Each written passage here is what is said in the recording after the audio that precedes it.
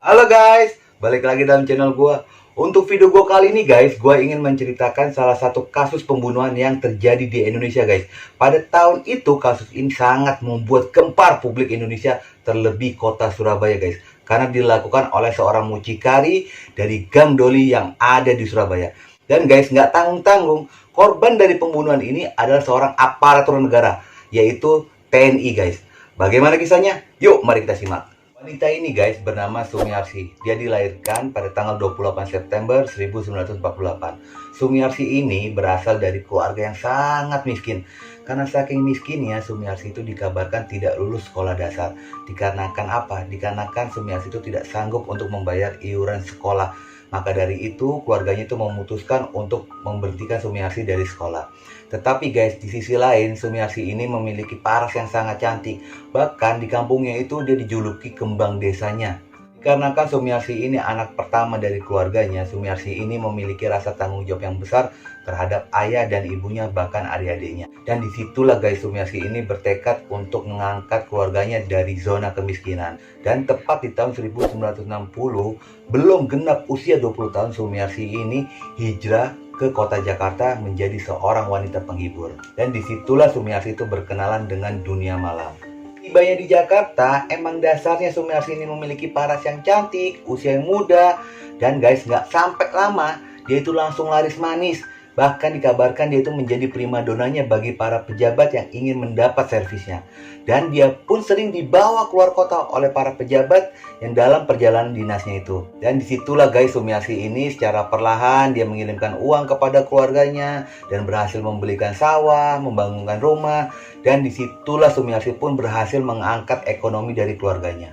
Setelah menjalani profesi sebagai wanita penghibur di ibu kota selama 10 tahun guys, lalu di tahun 1970 Sumiarsi ini memutuskan untuk pulang kampung.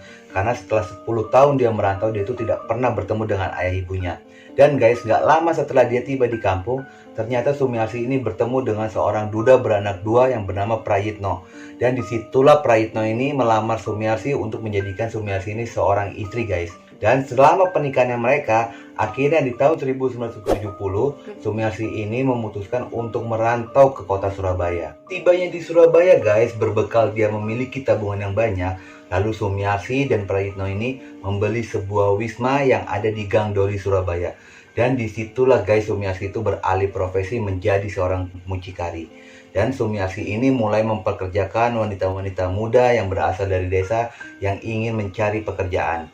Dan Sumiarsi ini menawarkan dengan persentasi 70 masuk ke Sumiarsi, sementara 30% itu kepada PSK tersebut guys. Tetapi guys, Sumiarsi itu hanya mengambil 50%, sisanya itu dipergunakan untuk mensejahterakan dari PSK-nya itu sendiri dengan memberikan fasilitas kesehatan, bahkan makan gratis. Dikarenakan wisma yang dikelola oleh Sumiarsi ini mempekerjakan PSK-PSK muda, sejak dibukanya wisma itu langsung diburu guys oleh para pelanggan pada saat itu. Dan menarik perhatiannya bukan hanya pelanggan kalangan bawah, bahkan kalangan atas. Dan salah satunya adalah Kolonel Marinir Purwanto yang menjadi pelanggan setia bagi wisma itu. Melihat kondisi itu guys, Kolonel Purwanto ini mulai diam-diam dia itu mendekati Sumiarsi. Dia itu berbicara kepada Sumiarsi, ingin memberikan bantuan modal kepada Sumiarsi agar bisa mengembangkan sayap usahanya lagi. Mendengar tawaran itu, dan memang Sumiarsi itu kebetulan juga memiliki keinginan ingin melebarkan sayap usahanya di bidang prostitusi itu, langsung guys tanpa pikir panjang diterimalah tawaran modal dari Kolonel Purwanto itu. Akhirnya guys terjadilah kesepakatan antara Kolonel Purwanto dengan Sumiarsi. Dan isi kesepakatan itu bahwa Sumiarsi itu wajib memberikan setoran bulanan sebanyak 22 juta dan jatuh tempo di tanggal 1 di awal bulannya guys. Tetapi jika lewat dari tanggal 1, Sumiarsi ini wajib membayar denda atau bunga dari keterlambatan itu. Dan guys, yang perlu kalian ketahui, 22 juta itu di tahun 1980 dengan kurs dolar 600 perak. Tetapi jika dibandingkan di tahun 2020 dengan kurs dolar 16.000, itu guys sebanyak 400 juta yang harus disetorkan Sumiarsi kepada Kolonel Purwanto. Pada awalnya guys, bisnis yang dijalankan oleh Kolonel Purwanto dengan Sumiarsi ini berjalan sangat lancar. Sumiarsi ini berhasil memberikan setoran yang diinginkan oleh Kolonel Purwanto ini guys. Tetapi guys, dalam setiap tahunnya Kolonel Purwanto ini selalu menaikkan jatah setoran itu sebanyak 1 juta. Dia tidak pernah peduli kalau Wisma itu dalam keadaan sepi atau ramai.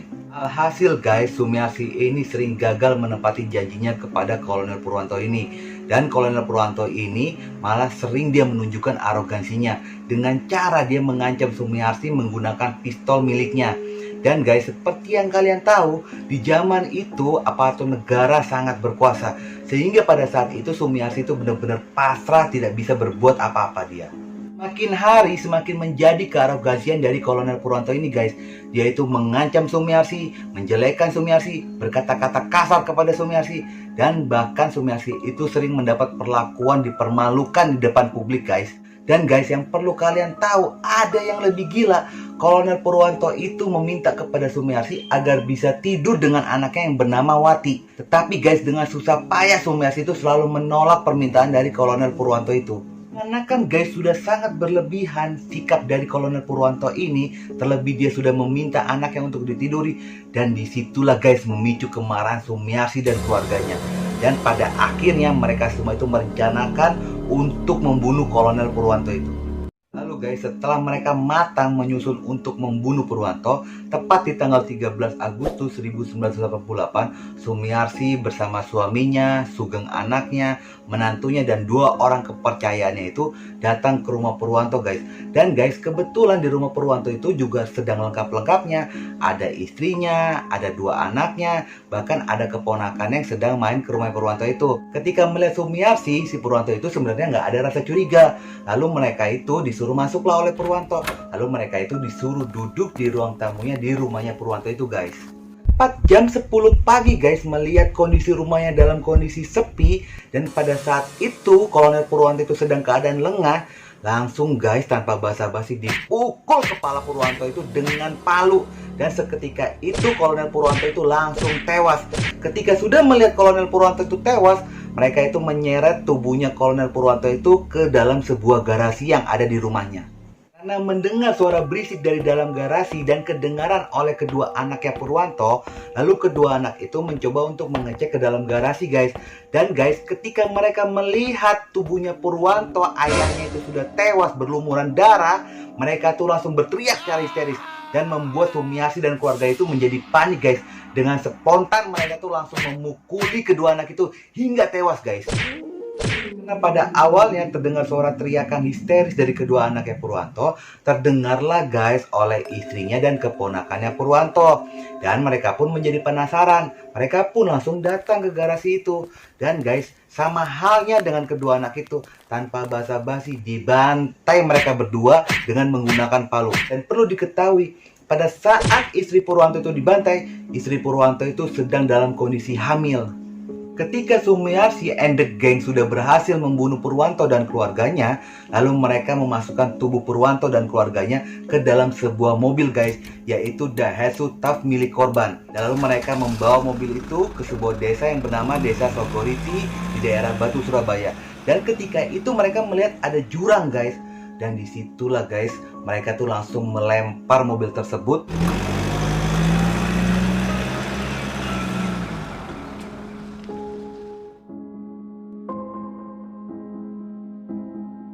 untuk memasukkan mobil itu ke dalam jurang. Keesokan harinya, pihak kepolisian itu mendapat laporan dari warga karena telah melihat ada mobil yang terperosok masuk ke dalam jurang. Dan pada saat itu juga polisi langsung datang menghampiri lokasi tersebut guys. Awalnya pihak kepolisian itu menyangka bahwa ini adalah kecelakaan lalu lintas. Tetapi ketika polisi sudah melakukan penyelidikan lebih dalam, ternyata polisi itu telah menemukan beberapa bukti bahwa ini bukan kasus kecelakaan lalu lintas, tetapi kasus pembunuhan. Karena polisi melihat ini adalah kasus pembunuhan guys, lalu pihak kepolisian itu mendalami guys. Dan polisi itu berhasil menemukan beberapa bukti yang mengarah bahwa pembunuhan itu dilakukan oleh Sumiarsi dan keluarganya guys. Ketika sudah memiliki bukti, lalu polisi itu berhasil menangkap Sumiarsi dan keluarganya. Setelah kasus ini dilimpahkan ke pengadilan dan tepat di tahun 1988, pengadilan menjatuhkan vonis kepada Sumiarsi dan keluarganya dengan vonis mati guys. Tetapi untuk menantunya yang bernama Adi Saputro dipercepat guys eksekusi matinya. Dikarenakan apa? Dikarenakan Adi Saputro itu merupakan anggota militer juga. Tapi untuk Sumiarsi, suaminya dan anaknya Sugeng dieksekusi setelah 20 tahun kemudian guys. Tepatnya 19 Juli 2008. Tetapi guys, sayangnya ketika sebelum dieksekusi, suami Sumiarsi ini telah mengembuskan nafasnya di dalam penjara. Tapi Sumiarsi dan Sugeng ini dieksekusi di depan regu tembak.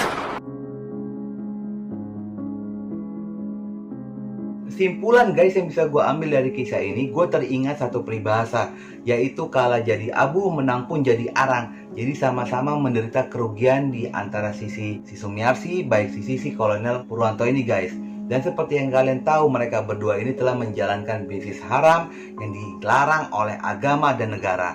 Dan pada akhirnya mereka harus berakhir dengan tragis. Oke guys, sekian dulu ya guys untuk video gue kali ini. Semoga bisa sedikit memberi informasi kalian. Semoga bisa sedikit memberi pembelajaran untuk diri gue dan diri kalian guys. Dan jangan lupa ikuti terus video gue ya. Oke?